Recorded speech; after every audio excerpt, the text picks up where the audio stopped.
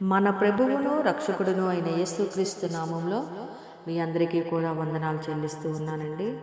ఎలా ఉన్నారు ప్రియమైన దేవుని బిడ్డలారా? బాగున్నారు కదా? అనుదినము కూడా మనము ఒక వాక్యాన్ని వింటూ మన ఆత్మీయ జీవితాన్ని బలపరచుకోవడానికి దేవుడు సహాయం చేస్తూ ఉన్నారు.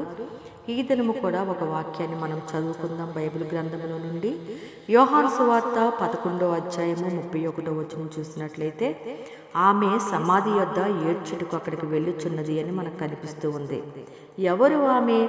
ప్రియమైన దేవుని బిడ్డలారా, ఆమె ఎవరు అంటే మరియా సమాధి వద్ద ఏడ్చేందుకు వెళుతుందని అక్కడున్న వాళ్ళంతా అనుకున్నారు. ఆమె వెళుతున్నది కూడా అందుకే. అయితే ప్రభు వచ్చాడన్న విన్న మరియా ముందుగా ఆయన వద్దకు వెళ్ళింది. ఆయన ఆమెతో కలిసి సమాధి వద్దకు వెళ్ళాడు. ముందుగా ఆమెతో కలిసి అడవడానికి, ఆ తర్వాత మరణములో నుంచి జీవాన్ని రప్పించి ఆమె శోకమును సంతోషంగా మార్చడానికే ఆయన వెళ్ళాడు. నేస్తమా, మనం ఏం చేయడానికి బయలుదేరినా ముందుగా యేసయ్య వద్దకు వెళదాం. మరియా తన తమ్ముడు కోసం ఏడ్చింది. మన పెద్ద అన్న సానుభూతి ఆమెకున్నది. అవును, యేసుని మన అన్నగా పిలుచుకునే ఆధిక్యత మనకుంది. ఆయన మాత్రమే వాళ్ళని ఆదరించి ఓదార్చగలడు. ఆయన మాత్రమే వాళ్ళ కన్నీళ్లు తుడిచి వాళ్ళని ధైర్యపరచగలడు. అవును, తన సున్నితమైన ప్రేమతో ఆయన వాళ్ళని ఆదరించి ఓదారుస్తాడు. అంత మాత్రము కాదు, వాళ్ళని సంరక్షించి పోషిస్తాడు కూడా. అవును, వాళ్ళని క్రీస్తు పోషించి సంరక్షించుచున్నాడని ఎఫెసీ పత్రిక 5వ అధ్యాయము 29వ వచనంలో మనం చూస్తాం. నిన్ను సృష్టించిన వాడు నీకు భర్త అయి ఉన్నాడని యెషయా గ్రంథము 54వ అధ్యాయము 5వ వచనంలో మనం చూస్తూ ఉన్నాం. అవును, భర్తను కోల్పోయి ఇక నాకు దిక్కెవరు అని విలపించే వాళ్ళకి ఆయన పరిశుద్ధమైన ప్రేమ ఆప్యాయతలు కలిగిన పరలోకపు భర్తగా మనకు కనిపిస్తూ ఉన్నారు. ఇలాంటి సాధకరమైన స్థితిలో నీ ప్రియమైన వారు సమాధి వద్దకు వెళ్ళు. నీ గుండె భారమంతా తొలగిపోయే వరకు దిక్కులు దద్దరెల్లేలా ఏడ్చేందుకు వెళ్ళు.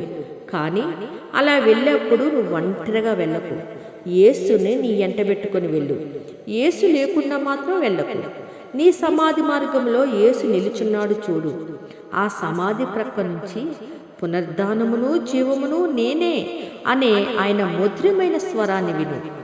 నీ ప్రియమైన వ్యక్తులు మరణించలేదు.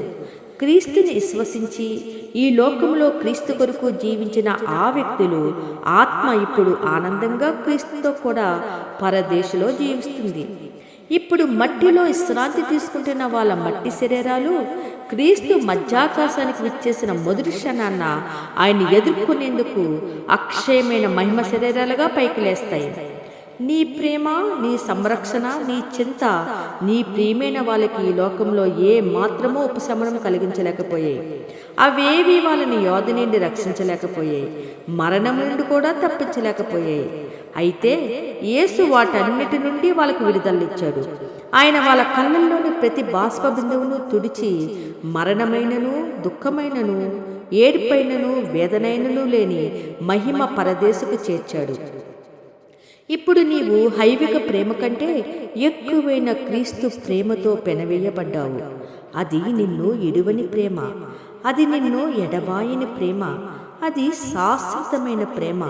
నేస్తమా, దుఃఖిస్తున్న నీ హృదయాన్ని ఒక్కసారి నీ ఎదుటిన్న సమాధి దృశ్యము నుండి పక్కకు మరల్చి చూడు. నీళ్లు నిండిన నీ కళ్ళను ఒక క్షణము పైకెత్తి నిత్యానందకరమైన నీ పరలోకపు గృహం వైపు చూడు. క్రీస్తు సమాధిలో పరుండి ఇప్పుడు నీ ప్రియమైన వారు రానున్న ఒక దినాన నీవు కూడా హాయిగా పరుండే ఒక మధురమైన స్థలంగా దాన్ని మార్చివేశాడు. ఆ సమాధిలోకి ఇప్పుడు నువ్వు తొంగి చూసినప్పుడు అందులో ఆయన నీకు కనిపించడు. ఎందుకంటే ఆయన పునరుద్ధానుడుగా తిరిగి లేచాడు. సజీవుడిగా తిరిగి లేచిన ఆయన తన సమాధి ద్వారా పరదేశికి మార్గం వేశాడు. తెర చినిగింది, మార్గము వెయ్యబడింది, నిశ్చత్తపు వాకుళ్ళు తెరుచుకున్నాయి. నిత్యానందకరమైన ఆ నిశ్చత్తపు గృహములోకి ప్రవేశించేందుకు నువ్వు ప్రయాసపడు.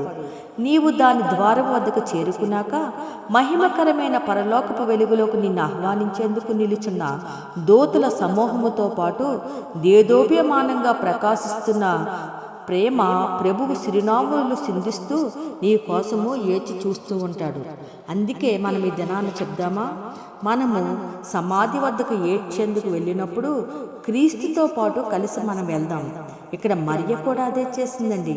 ఆమె సమాధి యొద్దకు ఏడ్చేందుకు అక్కడికి వెళ్ళుచున్నది, కానీ క్రీస్తుతో పాటు వెళ్ళుచున్నది. ప్రియమైన దేవుని బిడ్డలారా, ఎలాంటి సమాధిలో ఉన్న పరిస్థితులతో నువ్వు ఇప్పుడు పెనుగులాడుతూ ఉన్నావు? ఒకవేళ అలాంటి సమాధి చేయబడిన పరిస్థితులు నీ జీవితంలో ఉన్నట్లయితే ఒక్కసారి ప్రభువుని నీ జీవితంలోకి ఆహ్వానించు. అవును దేవా, నా యొక్క ఆశలు, నా యొక్క కోరికలు, దేవా నా తలంపులు, అయ్యా మాకు రావలసిన ఆశీర్వాదాలన్నీ కూడా సమాధి చేయబడ్డాయ్యా.